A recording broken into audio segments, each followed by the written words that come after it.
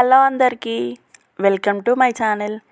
ఈరోజు మీకైతే ఎంతో హెల్తీగా మరియు టేస్టీగా ఉండే ఈ పుదీనా చట్నీనైతే ఏ విధంగా తయారు చేసుకోవాలో చూపిస్తాను. టేస్ట్ అయితే చాలా బాగుంటుంది. తప్పకుండా అయితే ట్రై చేయండి. దీనికోసం ముందుగా ఒక 2 కట్టల వరకు పుదీనానైతే ఈ విధంగా మంచిగా కట్ చేసుకొని వాటర్తోనైతే వాష్ చేసి పక్కన పెట్టుకోండి. ఇప్పుడు స్టవ్ అయితే ఆన్ చేసుకొని కడాయినైతే పెట్టుకోండి. ఇది కొంచెం హీట్ అయిన తర్వాత ఇందులో 6-7 ఎండుమిర్చీలు, అలాగే ఒక 2 టేబుల్ స్పూన్ వరకు ధనియాలు, ఒక 2 టేబుల్ స్పూన్ మినప్పప్పునైతే వేసుకోండి.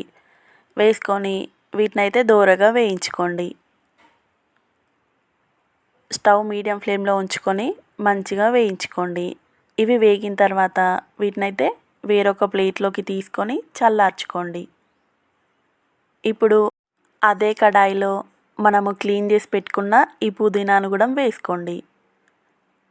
వేసుకొని స్టవ్ హై టు మీడియం ఫ్లేమ్కి మార్చుకుంటూ వీటినైతే మంచిగా ఈ విధంగా కలుపుకోండి. మీరు ఇందులో కావాలంటే ఆయిల్ని కూడా వేసుకోవచ్చు. నేనైతే ఎలాంటి ఆయిల్ని వేయలేదు. దీంట్లోనే కొంచెం కొత్తిమీరను కూడా యాడ్ చేసుకోండి. మీరు కావాలంటే తర్వాత కూడా యాడ్ చేసుకోవచ్చు. ఇది మొత్తం ఈ విధంగా మంచిగా కలుపుకుంటూ ఫ్రై చేసుకోండి. ఈ విధంగా ఫ్రై అయితే సరిపోతుంది. ఇప్పుడు దీన్ని వేరొక ప్లేట్లోకి తీసుకొని చల్లార్చుకోండి.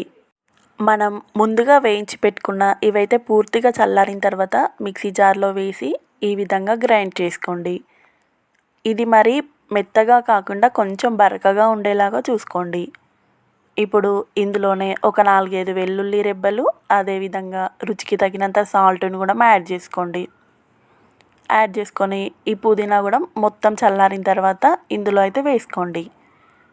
చింతపండు నేను ఒక 10 మినిట్స్ ముందే నానబెట్టుకున్నాను. సో ఈ చింతపండును కూడా ఇందులో వేసుకోండి. టేస్ట్ అయితే చాలా బాగుంటుంది.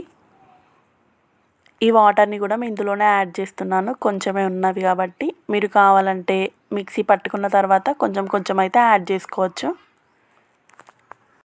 చూడండి, మనకి ఈ విధంగా ఉంటే సరిపోతుంది. మరీ గట్టిగా మరీ మెత్తగా కాకుండా ఈ విధంగా మీడియంగా ఉంటే సరిపోతుంది.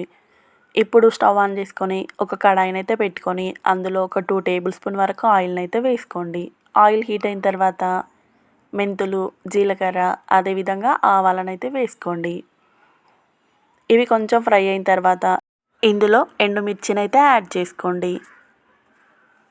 ఇందులోనే 4-5 వెల్లుల్లి రెబ్బలను కూడా యాడ్ చేసుకోండి. అదేవిధంగా ఒక 1/2 టేబుల్ స్పూన్ వరకు పసుపును కూడా వేసుకోండి. అలా 2 రెమ్మల కరివేపాకు కూడా వేసుకొని మొత్తం ఫ్రై చేసుకోండి. ఈ విధంగా అంతా ఫ్రై అయిన తర్వాత స్టవ్ అయితే ఆఫ్ చేసుకొని ఈ పుదీనా పేస్ట్ని అయితే ఇందులో వేసుకొని మంచిగా అంతా కలిసేలాగా ఈ విధంగా కలుపుకోండి. అంతేనండి, మనకైతే ఎంతో టేస్టీగా ఉండే ఈ పుదీనా చట్నీ అయితే రెడీ అయిపోయింది. ఇది మన హెల్త్కి కూడా చాలా చాలా మంచిది. తప్పకుండా అయితే ట్రై చేయండి. అదేవిధంగా ఇంకా మన ఛానల్ని సబ్స్క్రైబ్ చేసుకొని వాళ్ళు ఉంటే సబ్స్క్రైబ్ చేసుకోండి. ఈ పుదీనా చట్నీని మనం వేడివేడి రైస్లోకి పెట్టుకొని తిన్నామంటే టేస్ట్ అయితే చాలా బాగుంటుంది. ఇంకా మీకేమైనా రెసిపీస్ కావాలన్నా కూడా నాకు కామెంట్ బాక్స్లో పిన్ చేయండి. తప్పకుండా రిప్లై అయితే వస్తుంది. Thank you for watching.